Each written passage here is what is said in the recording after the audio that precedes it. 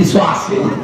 আমি বললাম কে কয় মুখের জীবনে তার দেহি নেই, হাসছে। আমি বললাম হাসিটা দেওয়া সুন্নাত, সুবহানাল্লাহ। হাসিটা পকেটে টাকা নাই, পাতিলে চাউল নাই, মুখে হাসি থাকলে তার মতো সুখী কেউ নাই। আর যে দেখবেন যার মুখে হাসি নেয় ওর জীবনে অভাব শেষ হয় না। কথা বলে এই জন্য শান্তি দেওয়ার মালিককে, শান্তি আছে বলে এইবার ঠিকানা খুঁজে হয়নি। হ্যাঁ, শান্তি আছে আল্লাহর কাছে, নেওয়া লাগবে আল্লাহর বান্দাদের। এই শান্তি নেওয়ার দরকার আছে না নাই? এখন দেশ শান্তিতে নেওয়া শান্তিতে এরকম দল করেন না, আমি দলের পক্ষপাতিত্ব করে আসেনি। বলেন তো দেশে এখন শান্তি আছে না নাই? যে মূলা 60 টাকা কেজি কিনে খেতেন বস্তা পাও দেয় ঢাকা। কালকে বাজার করে গেছি, আমরা তো মানুষের বাড়িতে বাজার করে আনা কেনা, ছেলে বাজার করে দিচ্ছে 5 কেজি কপি নিচে মাত্র 5 টাকা। আমাকে আপু কচিনি এত বরকত লোক বললাম যে নাই একশো ব্যাঙ্গা পাও, বললাম ব্যাঙ্গা আনাবো না, বোঝো যে বুঝি কি লোক। আমি বললাম ওই যে 36শে জুলাই যে গেছিল যেখানে, মনে হয়েছে। বললাম যে কেরো কছেন আসতে গেলে জোরে কম তখন আব্বু আসলে ঠিকই পেয়েছে। বললাম কি ঠিক পেয়েছে? গত বছর শীতের মধ্যে বৃষ্টি আসলে এবার বৃষ্টি নেই। কথা কয় না রে আমার এই কথা বলে কারোর মুখ যদি কালো হয় মনে করবেন যে হ্যাঁ সমস্যা আছে। কথা কি ঠিক আছে না? না না কয় লাগবে না, কামড় আমি ঠিকাই, কয়লা চাইতে মশার কামড় ভালো। একটু জোরে কানছি না আমি? চলেন যাই, আমি আর বলবো না। ঘটনা এলো ছাড়বো না, কারণ হলো যে দেশে জালেম থাকে ওই দেশে গজব পড়ে। গজব আছে আছে। আমি যে পরিমাণ বাজারে সুবিধা এরকম এর আগে আমরা পাই নাই। কথা কামনা কার আলহামদুলিল্লাহ সব আজকে পাওয়া যাবেন যদি সুযোগ থাকে। ইনশাআল্লাহ আমাদেরকে এই শান্তির দেশে শান্তিভাবে থাকার আল্লাহ তৌফিক দান করেন। আর একবার আমিন। শান্তি থাকতে দেয় নাই নবীজিকে, যাকে থাকতে দেয় নাই, যাদেরকে থাকতে দেয় নাই ওই জালেমের গোষ্ঠী, ওই ফেরাউনের গোষ্ঠী, ওই নমরুদের গোষ্ঠী, হামানের গোষ্ঠী, সাদ্দাতের গোষ্ঠী, জাহান্নামে কুলাঙ্গাররা শান্ত মানুষকে শান্তিতে থাকতে দেয় নাই। এটা নতুন কিছু না ভাই, ওই পূর্বের থেকে আসতেছে। আমি যে আয়াত তেলাওয়াত করছি, যে সূরা, এই সূরার নাম হলো মাকরসা। সূরার নাম কি? সূরার নামের অর্থই মাকরসা। মাকরসা জীবনে যে দেখছে না হ্যাঁ কচ করে বুঝান যাব। এতে আরবিতে বলা হয় আনকাবুত। নাম কি? এর অর্থ হলো মাকরসা। দেখছেন না মাকরসা? ঘরে নিরিবিলি জায়গায় ওনারা ঘর বানায়। মাকরসার যত বড় বিল্ডিংই হয় খুব শক্তিশালী, তো শক্তিশালী মাকড়সার বাসাও দেখে নে বেড়ারা। আরে মাকড়সার যতগুলি গিটা দিয়া যত কারুকার্য দিয়া ঘর বানায়, বলেন তো একটা জিনিসের কাছে দুর্বল, যদি বাতাস টর্নে আর যাই হোক খোটা দেওয়ার আগে বাসা শেষ। কথা বলে না? তো আমাদের দেশে ওই মাকড়সা নামে কিছু ইমানদার আছে। আল্লাহ কয় আমি ঝড়, টর্নেড, তুফান, কিয়ামত, জালেম ইত্যাদি ইত্যাদি দিয়া আমার বান্দাগুলোকে আমি ঈমান পরীক্ষা করব। ঈমান পরীক্ষা না করে আল্লাহ কাউকে জান্নাত দিবেন না। জোরে কোন সুবহানাল্লাহ। পরীক্ষা বাদাম খাইতে না তুমি কি মনে করছো আমি সই দেই না? এখন কথা চলবে আল্লাহ আল্লাহ রাসূলের কথা। কথা বলেন না কেন? সব খাওয়া বন্ধ। কারণ আপনি মুখ না রাখবেন আমার চোখ যাব, তাই বিশ্বাস হয় না। এখন যদি আমি খালি মুখের মধ্যে একটু মাংস দিয়ে খালি যদি একটু পানি মারি, আপনার মুখে পানি আনতে কি তাফসীর করা লাগবে, এটা মনে রাখেন, বুঝছেন না? একটু প্রাণবন্ধ করার জন্য একটু তাকবীর দেন, শয়তানের স্বরূপ, অলসতার স্বরূপ। লিল্লাহি তাকবীর, লিল্লাহি তাকবীর। কোরআন সুন্নাহর আলো নো নেবা এই ওয়াজার বলতে চাই না। অনেক বোঝে সংসদে চলো, ওখানে চললে সব জায়গায় চলবো, ওই জায়গায় অন্ধকার হলে সব জায়গায় অন্ধকার হবে। এই যে সুর পাল্টান আর পিছনে পুলিশ নাই, কথা বলে এটা যদি কেউ ঠেকে বেড়াচ্ছে ওর খবর আছে, ওর খারাপ 14 গোষ্ঠীরও খবর আছে। এই জন্য আসো আল্লাহ জমিনে আল্লাহর কথা চলবে, কোন জলম কথা দিতে পারবে না। এই জন্য ভাই আমার মুখ খুলে কবেন, আমি কোন কোরআন শোনার আলো আর আপনাদের কি করবেন, যে কোরআন মনে করবো কোরআন বিরোধী লোক কবে না, দেখবে না। আমিও দেখতেছি এক জায়গায় তো দিয়েছিলাম আমার দেখে নাম কিছু তৌফিক দাও, তাহলে কি কোন জয় বাংলা পাবো, কিয়ামত করে হারাতে মরে আমি সিরাজগঞ্জের মাল। বলা ক্লিয়ার, বলা ক্লিয়ার করে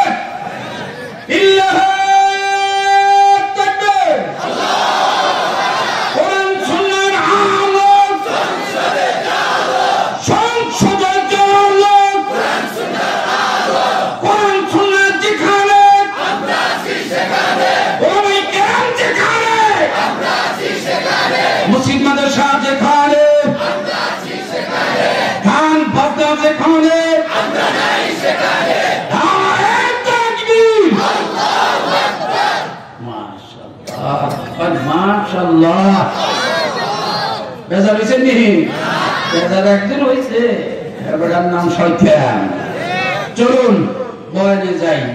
আল্লাহ ঈমান পরীক্ষা না করে কাউকে ছাড় দিবেন না। প্রিয় বন্ধুগণ, এই পরীক্ষা এক জাতি দেয় নাই অতি চালাকি করার কারণে। আপনাদের কাছে একটি কথা বলতে চাই, চালাক মানুষ, চালাক অতি চতুর মানুষ কি জমিনে আছে না নাই? আপনারা এখন একটা কথা কইবেন, আমি কথার সাথে সাথেই কইবেন, অতি চালাকে অতি চালাক মানুষ গলা ধরে দিব, বল কথা। চালাক মানুষ কোনদিন গলা ধরে যায় না, চালাক মানুষ কোনদিন বিষ খায় না, গাড়ির নিচের মাথাও যায় না, আত্মহত্যা কোনদিন চালাক চতুর মানুষ বেছে নেয় না। এইগুলো যারা অপকর্ম করে তারা হলো বোকা। আমি আপনাদের কাছে বলতে চাই, বোকা মানুষ আমার বন্ধুগণ ঠকে হলো 3 জায়গায়, অতি চালাকি বোকা, আর বোকামি করতে যা লাগে হলো তার 3 জায়গায়।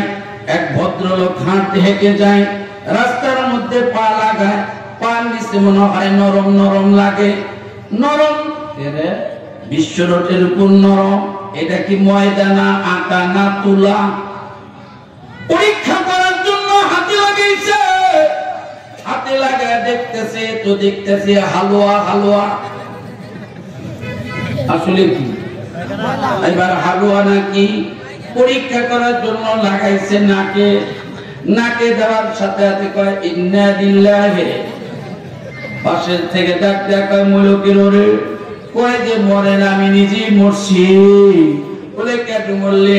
কয়মতি চতুর চালাকি করার কারণে 3 জায়গায় লেগে গেছে। বলে কেমনে করে? পায়ে লাগছিল, ওই জায়গায় ক্ষান্ত রাখলে আর ঠকা লাগতো না।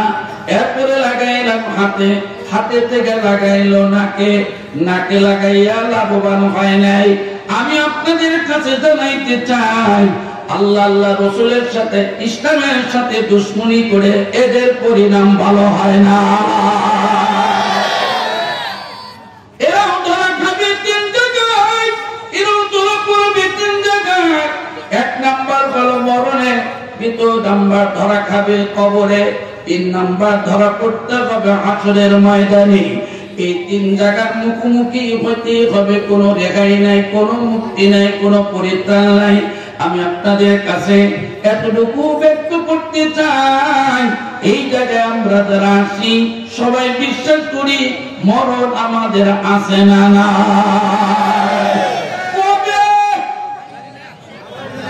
এইটাই জানি না। চলো মসজিদে যাই, সময় নাই। চলো তাবলীগে যাই, সময় নাই। চলো চরমনায় যাই, না সময় নাই। চলো রসুলপুরে যাই, সময় নাই। একটু তালিমে বসো, কয় সময় নাই। হাই রে বিজি ভাই, আমারও মনে হয় ওই সময় যদি মালাকুল মউত আজরাইল এসে যদি কয় চলো যাই, সময় নাই। আজরাইল ফিরে যাবো ভাই, আজরাইল লেখা যাবে ভাই, না না কোনো সুযোগ নাই। মরণেরই কথা মানুষ স্মরণ করো না, আজরাইল আসিবে যেদিন কৈফিয়ত মানবে না। মানবো কিন্তু একদিন গজল করতেছে, এবারের মতো ফিরে যাও আজরাইল, বিনতি করি আমি তোমারে। আরে গজল শেষ হওয়ার পর আজরাইল তোমার সম্পর্কে কি হয় তা জানি না, কিন্তু আমরা মনে হয় তোমার খালাতো ভাই হয়। তুমি কবে আসতে পারো যাও, সম্ভব?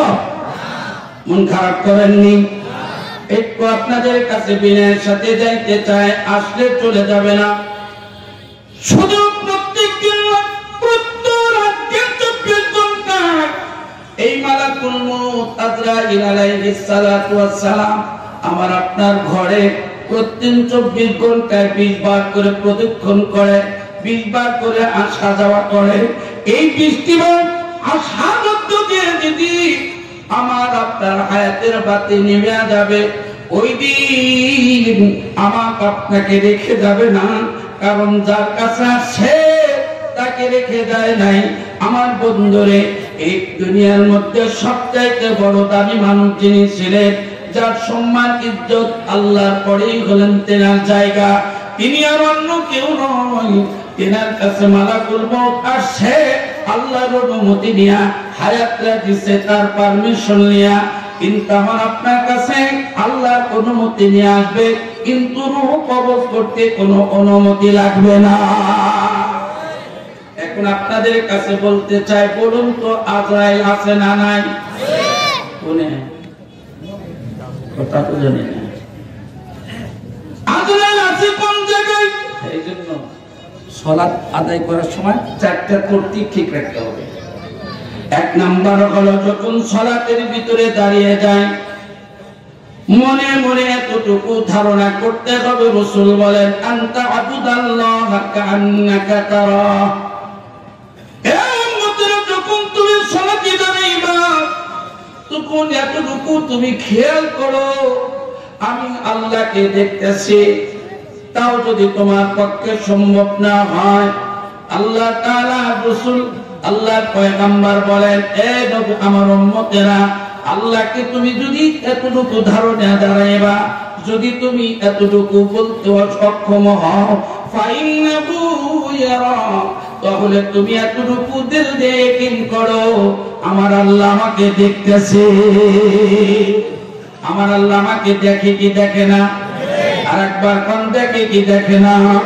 এই জন্য সালাতে দাঁড়িয়ে এতটুকু ধারণা করা, আমার আল্লাহ আমার সম্মুখে আছে, ডান পাশে হলো জান্নাত, বাম পাশে হলো জাহান্নাম, পিছনে মালাকুল মউত। এই যে আমার দিকে খেয়াল করেন, এবার দেখি মনে আছে কিনা, নামাজে দাঁড়িয়ে 1 নাম্বার সামনে কে দেখতেছেন? আল্লাহ। ডান পাশে কি? জান্নাত। ডান পাশে কি? আর বাম পাশে জাহান্নাম, পিছনে মালাকুল মউত দাঁড়িয়ে আছে। এই প্রতিজ্ঞা, এই খেয়ালে যদি মানুষ যখন সালাতে দাঁড়াবে, আপনাদের কাছে একটা সুসংবাদ দেয়া যায়, মানুষ যখন সালাতে মৃত্যুবরণ করবে, এই সালাতকারী ব্যক্তি যখন কবরে যাবে, যাওয়ার পরে মুনকার নাকির জিজ্ঞাসা করবে মান রব্বুকা মান দীনুকা, এইভাবে যখন প্রশ্ন করতে থাকবে, জবাবটা কবরের যাত্রী বলবে আমার জন্য যায় নামাজ দাও, আমি আল্লাহকে আল্লাহর পায়ে সিজদা লাগাবো। জোরে বলা যায় কিনা সুবহানাল্লাহ। এবার চলুন যাই, কথা জানি বলতে বলতে অনেক দূর পর্যন্ত চলে আসলাম। আমার ভাইরা, এই সালাতের ভিতরে একটা জিনিস গুরুত্বপূর্ণ সাথে আপনাদের কাছে জানা দিতে চাই।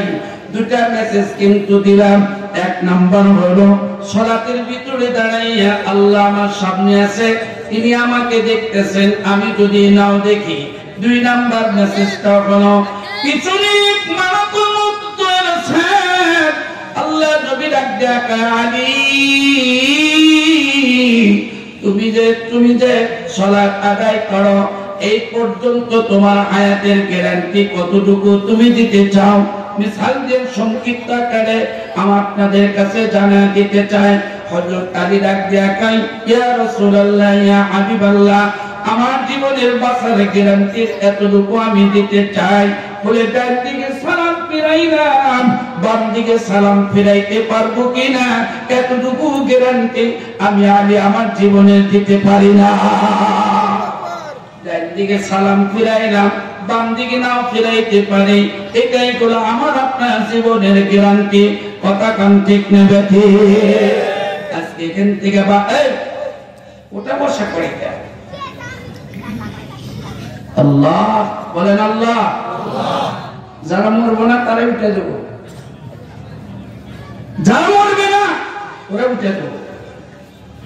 আল্লাহ না করুক, মতলব যদি খারাপ থাকে, এই জান্নাতের সীমানা ছাড়লে, মৃত্যুবরণ করলে কি হবে? কয় নম্বর হচ্ছে নাকি মতাইছে? ঘন্টার পর ঘন্টা হোটেলের সামনে রাস্তায় বসে থেকে একবার নিম্ন চাপাইছে না। আর ও আজ মাহফিল আসলে আঙ্গুল দেখায়, দুই আঙ্গুল দেখায়, আবার এক জায়গায় 3 আঙ্গুল তুলছে। আমি বললাম যে 3 আঙ্গুলের হাকিকত কি রে?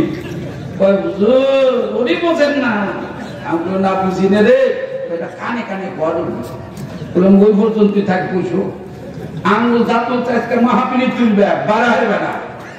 সুবহানাল্লাহ। লোক তো বুঝে কয় আল্লাহ এমন দোয়া করেন হুজুর ওই কাম জানি না হয়। আমি কই আল্লাহ তুমি হেফাজত করো। আর একবার কমছে না আমিন? আর একবার বলেন, সবাই মিলে বলেন আমিন।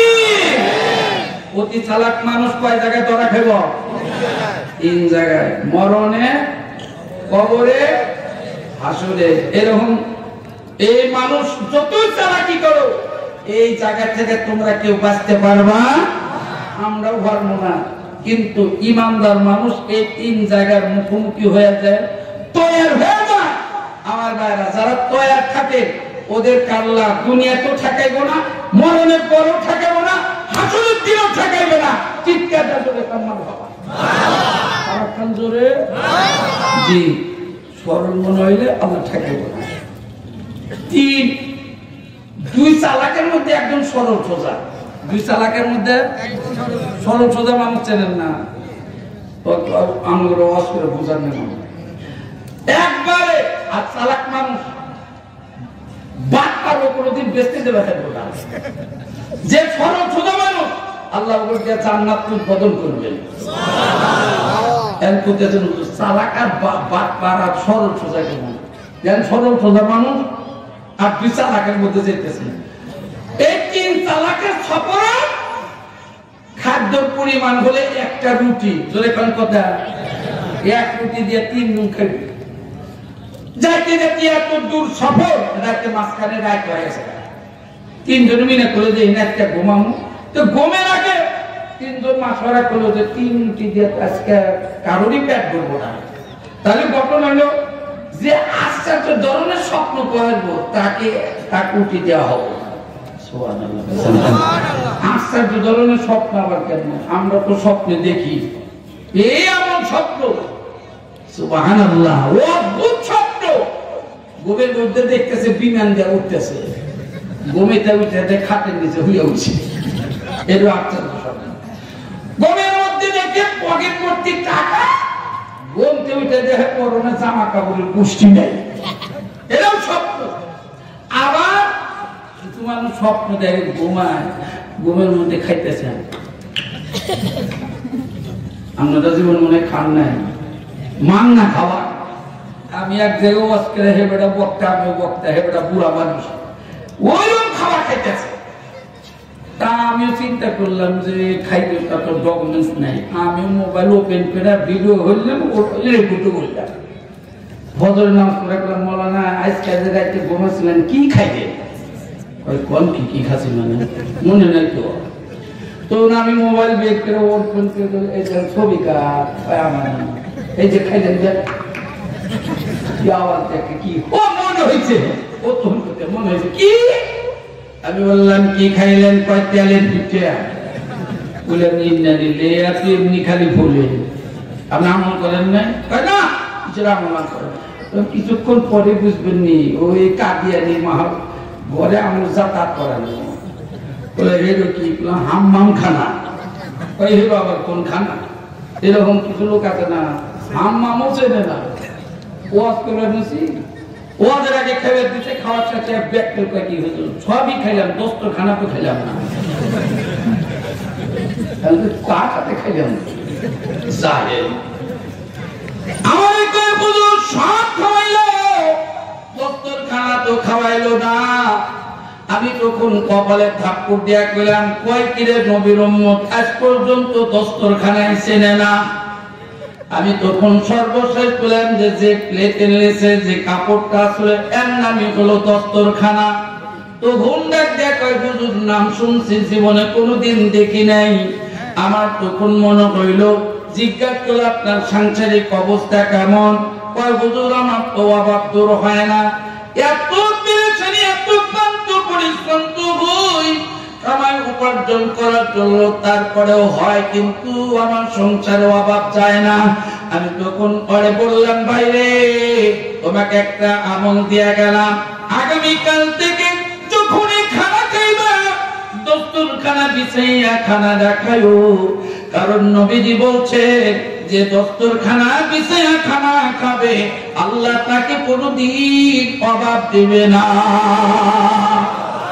আমি আপনাদের কাছে সুখবর জানাই এই যে মদিনাতুল উলুম হাফিজিয়া কওমি মাদ্রাসাগুলো যে দেখেন আমরা দেখি এই সমস্ত মাদ্রাসাগুলো আমার ভাইয়েরা নবীর সুন্নত তরিকায় খানা খাওয়ানো হয় সুন্নত তরিকায় তাদেরকে পরিচালনা করা হয় আমার ভাইয়েরা এই জন্য সুন্দর করে আপনাদের কাছে হাতে ধরি পায়ে ধরি আমার ভাইয়ের একটা করে সুন্নাত প্রত্যেকের ঘরে যদি জিন্দা হয় যদি প্রত্যেকের ঘরে নবীর সুন্নাত জাগ্রত হয় নবীর আজ্ঞা কয় মান আহাব্বা সুন্নতি ফাকাদ আহাব্বানি ওয়া মান আহাব্বানি কানা মাই ফিল জান্নাহ যে ব্যক্তি নবীর একটা সুন্নাতকে মহব্বত করে জিন্দাবাদ জীবিত করলেন আমার নবীর আজ্ঞা উম্মতের আলী আমি যে জান্নাতে থাকবো ওই জান্নাতের পাশে তুমি উম্মত তুমি জায়গা পাইবা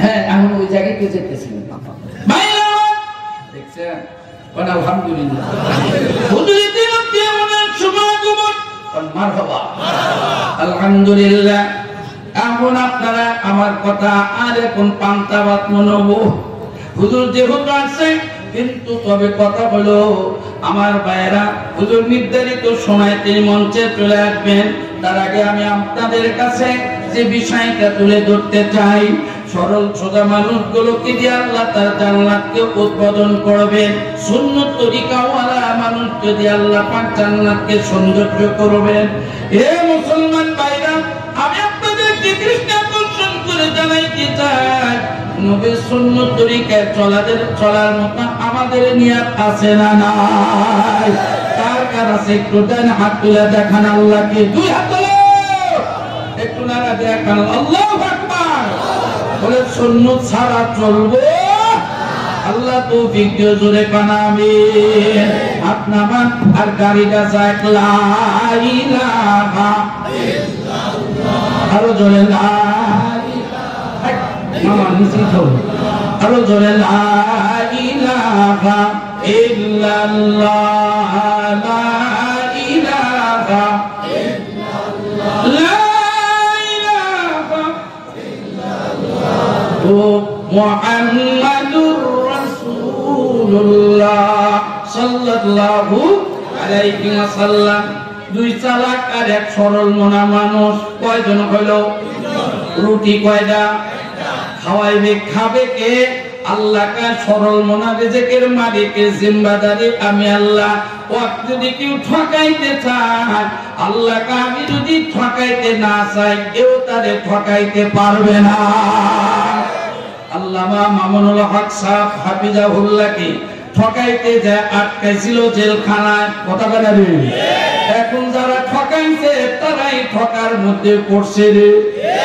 আল্লামা হযরত মাওলানা রফিকুল ইসলাম মাদানী সাহেব হাফিজাহুল্লাহকে ঠকাইতে যায় তাকে যারা আয়না ঘরে রাখছিল আজকে হাফিজাহুল্লাহ মাদানী সাহেব হাফিজাহুল্লাহ তাকে যারা ঠকাইতে চাইছিল আমার বন্ধুরা তারা কিন্তু আজকে দেশে নাই রে।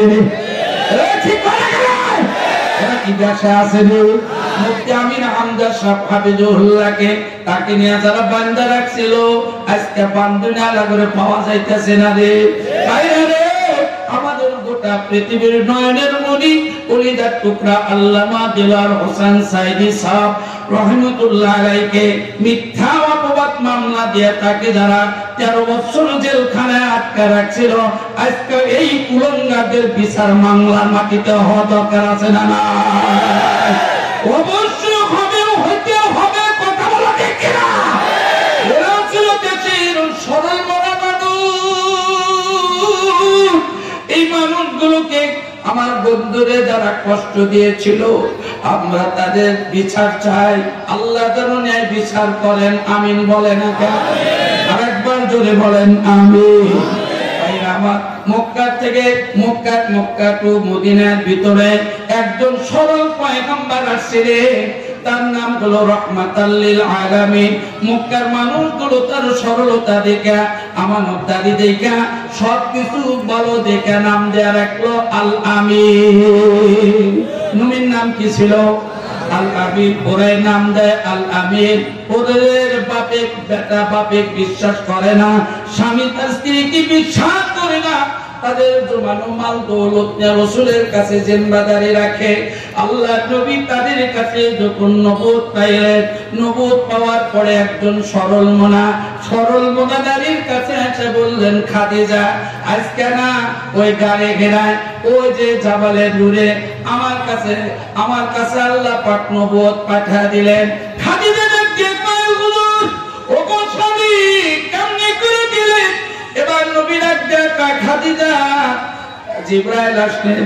জিবরাইল আলাইহিস সালাম এসে ডাক দিয়া বললেন আপনি ছিলেন শুধু মুহাম্মদ ইবনে আব্দুল্লাহ, আজকে থেকে মুহাম্মদ ইবনে আব্দুল্লাহকে আল্লাহ পাক রহিত করে দিয়া এই জাবালে নূরে আল্লাহর কাছে আপনাকে কোরআন দিয়া আজকে আপনার নামের সাথে নাম করে দিলেন লা ইলাহা ইল্লাল্লাহ। আপনি ছিলেন মুহাম্মদ ইবনে আব্দুল্লাহ, আজকে থেকে আপনি হয়ে গেলেন মুহাম্মাদুর রাসূলুল্লাহ সাল্লাল্লাহু আলাইহি ওয়াসাল্লাম। খাদিজাকে ডাক দিয়া কয় তুমি কি কালমা পড়বা? ওই যে সরল মনা খাদিজা প্রশ্ন করলেন না কেন আপনি নবুয়তি দাবি করলেন? নবীজি বললেন খাদিজা আল্লাহ আমাকে নবুয়তি দিয়া ধন্য করেছে। বাড়িতে এসে ডাক দিয়া কয় ইয়া জাম্বুলিনি ইয়া আইয়ুহাল মুদ্দাসির। অনেক কথা মাতানো জমানো ছিল, বলাই সম্পদার কারণে আর একটু সামনের দিকে যাইতে পারি না। নবী ডাক দিয়া কয় জম্বুলালা রে আমাকে কম্বল দিয়া দাও, আমার আপাত মস্তক ঢাকিয়া দাও। আল্লাহু আকবার ঢাকিয়ে দেওয়া হলো, জ্বর থেমে গেল। এবার সমস্ত বিবরণ খাদিজা রাদিয়াল্লাহু তাআলা শুনলেন। শোনার বলে ডাক দেখায়, আমি তো সরল মনা নারী আর আপনি হলেন সরল মনা নবী।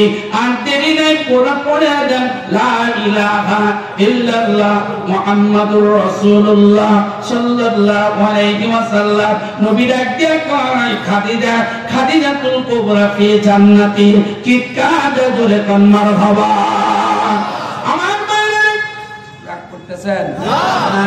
আমি রাগ করলেও করার কিছু নাই, সময় কিন্তু নাই। সরল মনা লোকদেরকে দিয়ে আল্লাহ ইসলাম পড়ায়। এরপরে গেলেন আবু বকরের, আবু বকর আল্লাহ আমাকে নবুয়ত দিয়েছে, আপন বন্ধু ডাক দিয়ে নবুয়ত দিয়েছে, আলহামদুলিল্লাহ। তাহলে এবার পড়ে দেন, হাত রাইগা দেন, নবীর পয়গম্বরের হাতের মধ্যে হাত দিয়ে পড়ে দেন লা ইলাহা ইল্লাল্লাহ মুহাম্মাদুর রাসূলুল্লাহ সাল্লাল্লাহু আলাইহি ওয়াসাল্লাম। এইভাবে বলতে বলতে নবী আবু বকরকে নিয়ে যায়। যাইতে যাইতে যাইতে হঠাৎ করে পাহাড়ের আড়ালে লক্ষ্য করে দেখে একজন কালো মানুষ রাখালি করতেছে। নবী ডাক দিয়ে কয়, মানান্তা, তুমি কে? তোমার নামটা কি? মাইসমুকা, বলে আমার নাম আনা বিলাল, আনা বেলাল। বেলালের পরিচয় ডাক দিয়ে কয়, বেলাল তুমি যদি চাই ভাও তুমি আমাকে আমাদের দুজনকে একটু দুধ খাওয়াইতে পারো।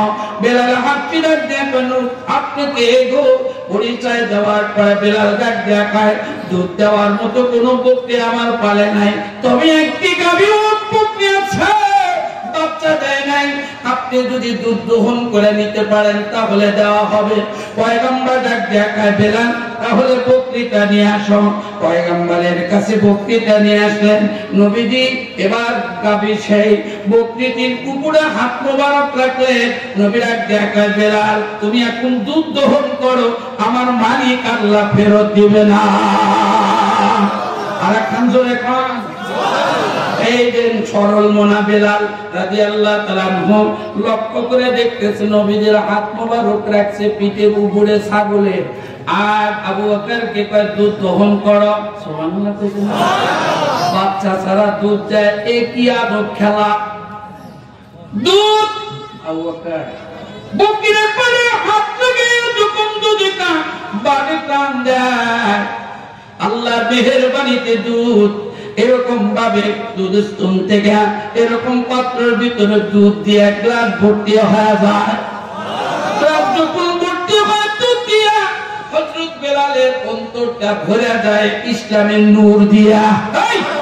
দেখেন কি কয়, দুধটা যখন দুবাই দুইজনে পান করলেন, ও বেলাল আবার কি অনুমতি দেওয়া? যে হুজুর অনুমতি দেওয়া হলো। আল্লাহ নবী হযরত আবু বকরকে ডাক দেখায়, আবু বকর এখনকার দুধটা আমরা খাবো না, এখনকার দহন করা দুধটা আমার ভাই বেলালকে খাওয়ায়া দাও। বেলাল রাদিয়াল্লাহু সরল মনের মানুষ। এই দেখেন দুধ মুখে টানিয়া আল্লাহ ইস্তিগফার, আল্লাহু আকবার কয় না কেন? আর আল্লাহ আল্লাহ রাসূল যদি এখন দুধ আম করে দিতেন আপনারা খাইতেন কিনা? খাইতাম না। হুজুর সাল্লাল্লাহু আলাইহি ওয়াসাল্লামের হাতে দুধ কে নবীদের পোশাক মোবারক, পোশাক পান করে মানুষটা জান্নাতি হয়ে যায়।